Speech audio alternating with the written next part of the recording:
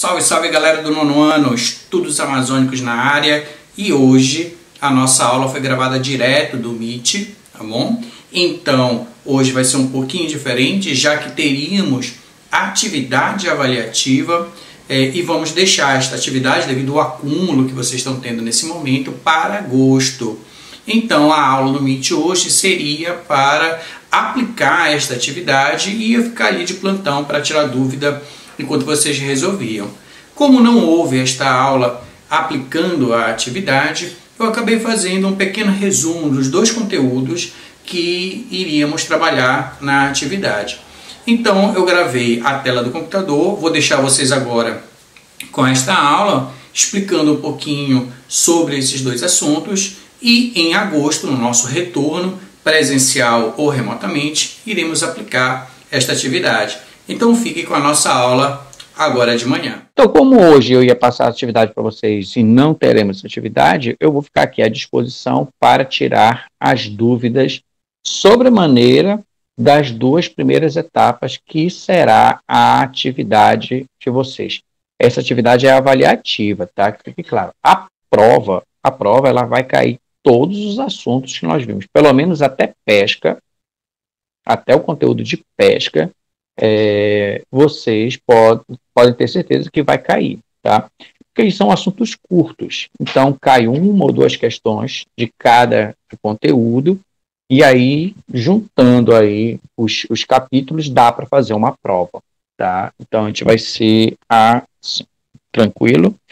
E aí eu pergunto para vocês, né? Tem alguma dúvida que vocês queiram tirar dessa primeira etapa aí, tá? Porque assim, quando a gente fala de imigração, a gente podia ter aulas separadas, né? O conteúdo de vocês, ele pede a migração como um conjunto desde a chegada dos europeus aqui. Então, quando você pega o texto, que é o texto que está falando sobre imigração para a Amazônia, a gente está falando desde os portugueses que vêm para cá, né? Então, esses portugueses, eles entram nesse processo aí de imigração, eles vêm como conquistadores para cá. Depois você tem a introdução dos africanos, e aí é o cuidado que você tem que ter, né? A gente não pode pensar os africanos como um processo de imigração, porque eles saíram do seu continente e vieram para cá, como os europeus fizeram. Os africanos, eles acabaram sendo introduzidos aqui na América como uma mão de obra escrava, e ao chegar aqui eles vão ter também interação cultural, enfim, todo tipo de interação que você possa imaginar, e é sempre bom então a gente pensar na cultura africana também aqui, porque o objetivo do assunto é falar desses imigrantes e também do legado que eles acabam deixando aqui na região. E você tem aí um legado de africanidade muito forte aqui na nossa região, mas é sempre bom a gente lembrar que eles não vêm por livre e espontânea vontade no período colonial para cá, né? Então, esses africanos, eles são introduzidos aqui na América de forma geral. E aí, falando de africanos, aí nós vamos falar, então, dos negros também. Dependendo do período que você está falando, você tem um fluxo migratório de afrodescendentes também aqui para a Amazônia. E aí já é um outro processo, aí já é um processo migratório mesmo. Então, você tem, por exemplo, negros caribenhos que vêm num processo migratório no século XIX, no século XX, para cá, para a Amazônia. Tá? E um ponto muito importante desse fluxo migratório, quando a gente pensa não só de negros caribenhos, mas também de outras etnias do mundo inteiro, é o período da borracha. Tá? Então, tome cuidado lá no trabalho que vocês irão fazer sobre esse processo de imigração, porque a borracha ela tem aí um papel que é o final do século XIX, né? Para a virada do século XX. Então, você tem aqui a chamada Belle Époque da Amazônia, que é fruto da borracha, e aí nós temos algumas cidades que acabam se destacando, notadamente Belém, não por ser a maior produtora de látex, de borracha, Belém e o Pará nunca foram os maiores produtores deste produto aí, que vai ser extremamente valorizado, mas Belém era o porto de saída, era um local mais próximo do oceano, então Belém acabou se tornando o ponto onde recebe a borracha, o látex de quase toda a Amazônia. Belém se torna, então, um local exportador, o principal ponto exportador da borracha, e não o maior produtor da borracha. O fato de Belém acabar se tornando um local onde exportava também favoreceu, então, a introdução de casas comerciais aqui, ou lá em Belém, na verdade, aqui no Pará, inclusive de casa de câmbio, aonde se negociava os valores desta borracha, que era em libras esterlinas, né, que era a moeda, que é a moeda inglesa ainda, que era a principal, não era dólar, né, dólar ainda não era a moeda mais forte no planeta naquele momento, a moeda mais forte era a libra esterlina, então ele que era o parâmetro para você decidir os valores.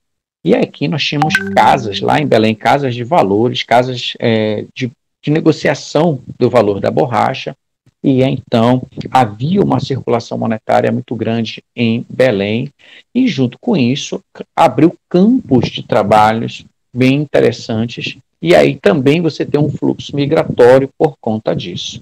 Esse fluxo migratório ele não é necessariamente para ir extrair a borracha na floresta, mas para o desenvolvimento que a borracha traz para a parte urbana e a parte imediata ali ao redor do centro urbano de Belém. Você tem outras oportunidades, você tem pavimentações, você tem linhas telegráficas aparecendo, você tem a questão da navegação muito importante.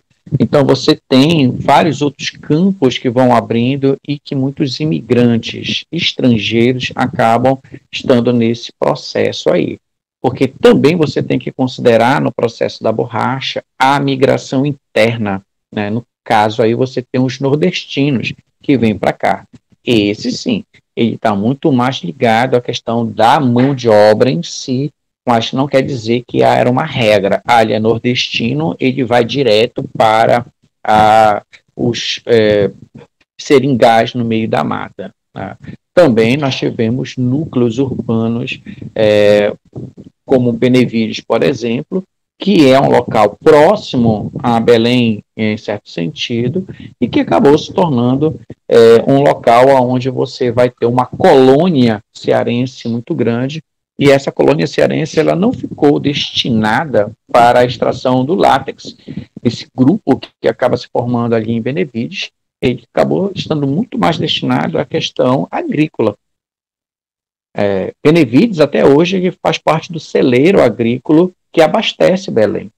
Então, quando você passa ali de carro, quando você está indo para Belém, você consegue, mesmo próximo à pista, você vê algumas plantações, assim, porque Benevides ele se dedicou a esse tipo de abastecimento, ele servia para abastecer a cidade de Belém. Então, você pode ver que a borracha, por si só, ela é algo que vai atrair tanto gente internamente, que são as migrações internas, e aí os nordestinos e destacadamente os cearenses, como também você vai ter um fluxo migratório estrangeiro. Você vai ter entrada de portugueses, você vai ter entrada de espanhóis, você vai ter entrada de italianos, você vai ter entrada de caribenhos brancos, caribenhos negros, como por exemplo da Ilha de São Domingos, de Barbados. Você tem esse fluxo migratório vindo para cá, porque também, por causa da borracha, vai acabar tendo a construção de uma estrada de ferro aqui, que vai ser a estrada de ferro Madeira-Mamoré, né, que é a estrada do diabo, né, conhecida, que a floresta comia e tudo mais. Vai ser muito uma construção assim épica, que vai acabar tendo um livro, e desse livro vai acabar tendo uma série. Você pode até procurar, muito bacana essa série, chamada Mad Maria. O nome da série, o livro e a série, como era chamado a locomotiva que vai ser colocada para funcionar na estrada de ferro Madeira Mamoré, que acabava em Belém e ia até o Acre, fronteira com a Bolívia. O Acre já tinha sido comprado pelo Brasil. O Acre ele é adquirido no Brasil exatamente nesse processo da borracha. Por sinal, o Acre, aquele pequenininho estado, ele era o local de maior produtividade do látex. E Acre para Belém não é perto, meu amigo, é longe pra caramba. É por isso que você tem Manaus depois como uma segunda cidade, surgindo fruto da Belle Époque também, no embelezamento e tudo mais. Também você tem fluxo migratório ali para a região, tá? Lembrando que a gente está numa área que é uma área que você tem no limite do norte, já entrando no nosso segundo assunto da atividade, países que foram colonizados por países não ibéricos. Quando eu falo países ibéricos, estou falando Portugal e Espanha, tá? Então, o que nós temos ali, fronteira com o Brasil no norte? Nós temos o Suriname, nós temos a Guiana e nós temos a Guiana Francesa. Tá? Bom, Guiana Francesa é mais fácil, né? Está ali de fronteira com o Amapá, e pelo nome você já sabe que eles foram colonizados pela França, e eles têm a cultura francesa muito forte, eles falam francês, que é um francês não misturado, não é um francês com língua local, é o francês mesmo que é falado lá na França, por sinal, e que também teve aqui outras colônias, não foi só a Guiana Francesa, que no caso da América do Sul, na parte caribenha ele vai ter o Haiti, né, também como uma colônia, então os franceses estiveram por aqui. E também os franceses vão ter parte da colonização do Canadá. Tanto é que o Canadá, ainda hoje, ele é bilíngue. Uma parte do Canadá fala francês e uma parte do Canadá fala inglês.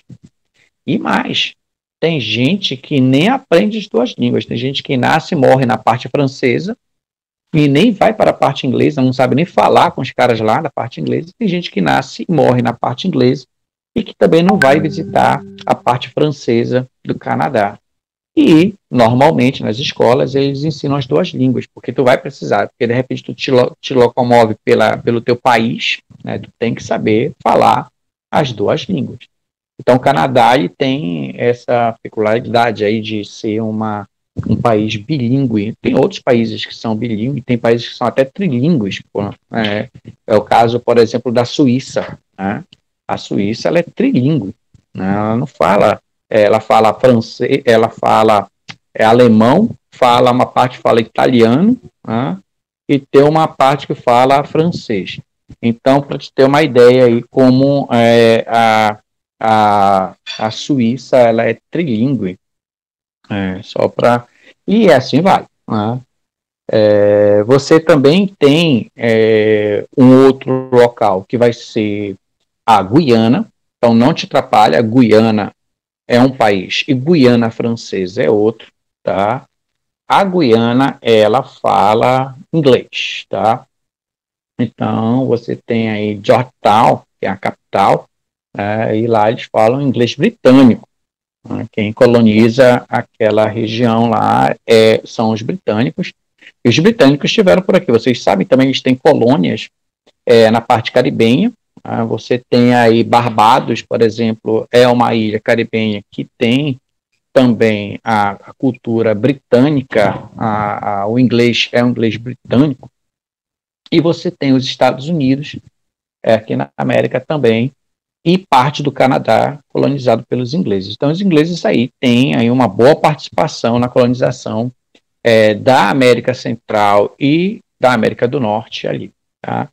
E, obviamente, você também tem os holandeses que passaram por aqui, também tem algumas ilhas ali caribenhas que eles vão colonizar, mas a maior parte de colonização dos holandeses aqui vai ser O Suriname, sem dúvida nenhuma. O Suriname ele fala holandês, é a língua que é a língua oficial de lá do Suriname, que também fala uma mistura de inglês, tá? Então você tem aí quase que também duas línguas ali no Suriname, além de falarem uma língua local. Também existe lá uma língua que é uma língua como se fosse o tupi aqui, né?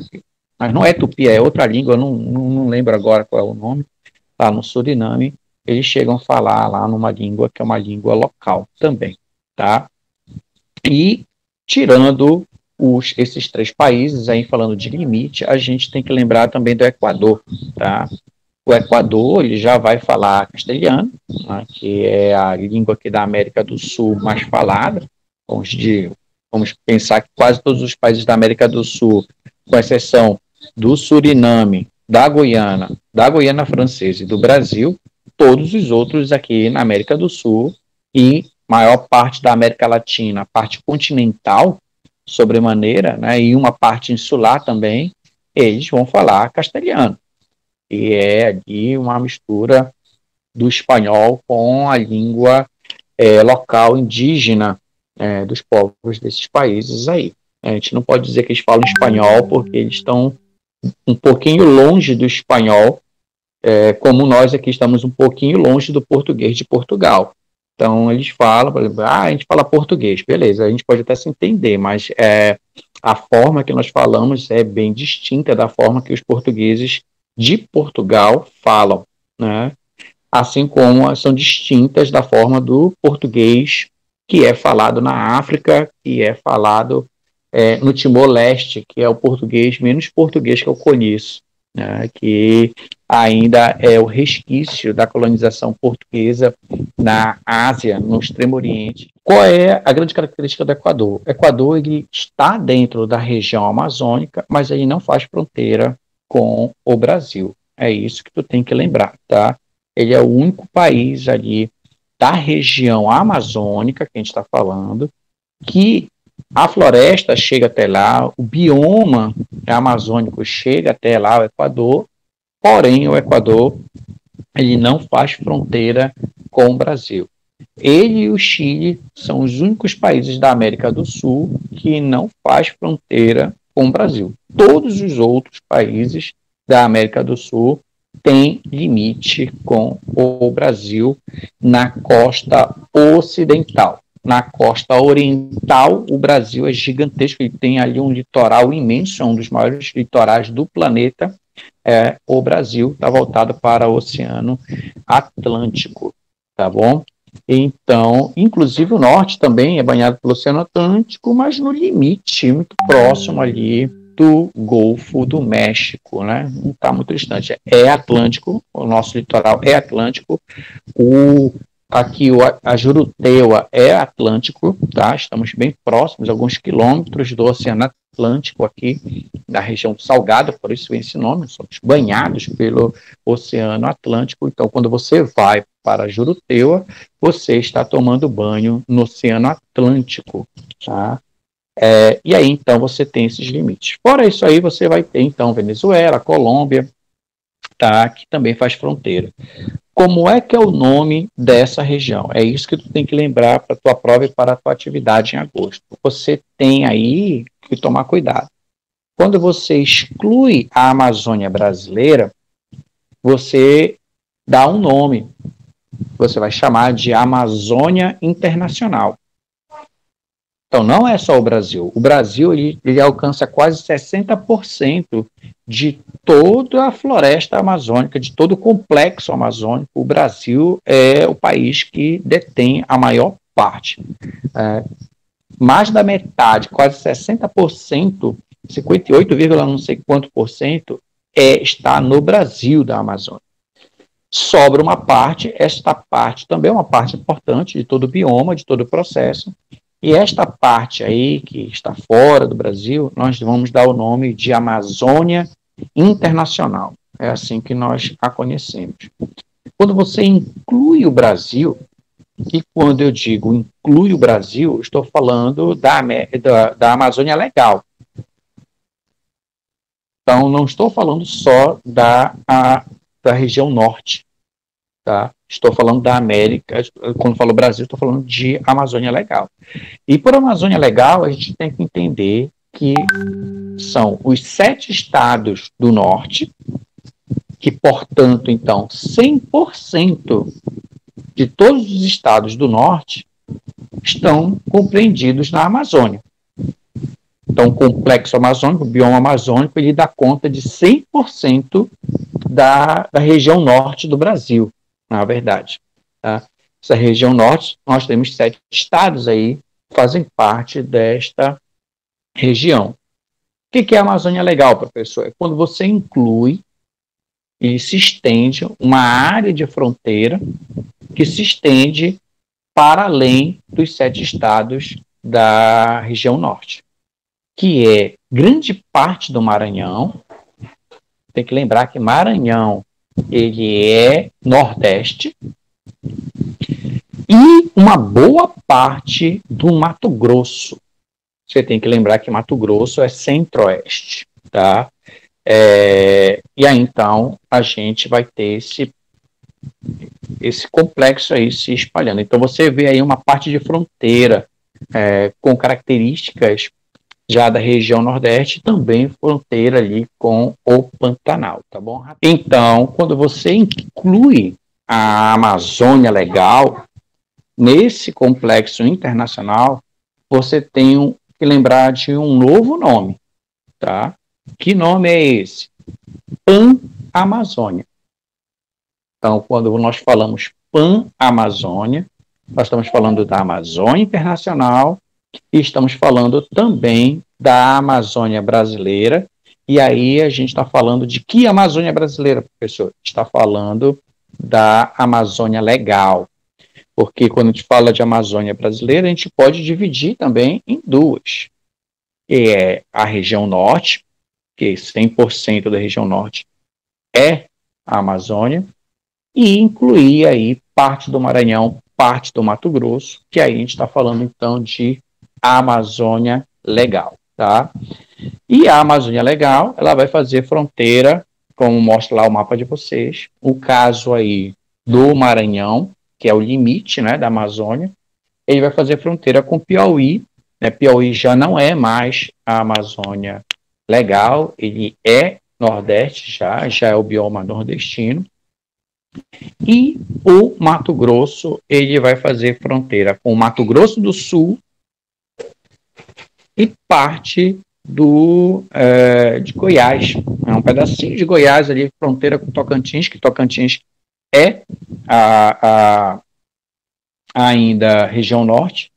Então, a parte de fronteira de limite do Mato Grosso é principalmente com o Mato Grosso do Sul.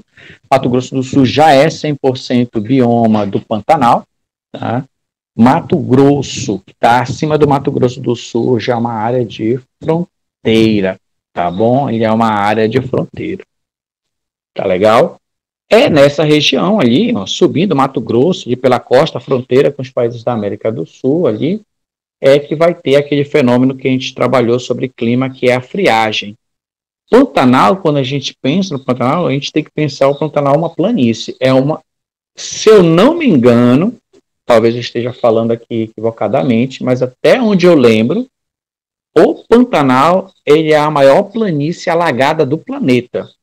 Não tem nenhuma outra planície alagada. Existem planícies aí gigantescas, né? A África tem planícies ali, a savana africana, ela é gigantesca, mas ela não é alagada, ela é muito pelo contrário, ela é seca demais. Então tem várias queimadas, enfim, naturais, inclusive, da savana. Mas o Pantanal, ele é alagado praticamente o ano inteiro. Até quando ele está na baixa, ele ainda é uma região extremamente alagada, pantanosa. Nós temos outras regiões pantanosas aqui na América do Sul, nos Estados Unidos também nós temos áreas, mas não é uma planície. Estou falando de planície, o nome já diz tudo, plano, né, uma reta. Então, você quase não tem árvores em determinado momento dos rios, então você tem uma planície com vegetação baixa, o que se torna, então, fácil de entender porque você tem a friagem, porque você tem um caminho aberto para a massa de ar frio entrar ali exatamente pela costa. Tem alguns paredões no meio do Brasil, né, ali Minas Gerais, tudo mais, que é bem no centro do Brasil, ele tem uma área de elevação considerável, criando, então, um corredor natural. Porque para a América do Sul nós temos uma pressão muito grande que é a Cordilheira dos Andes. Então, entre a Cordilheira dos Andes e essas elevações que você tem no centro do Brasil, você acaba criando um corredor que chega até aqui na Amazônia, essa friagem. Por isso que lá no Amazonas você tem frio.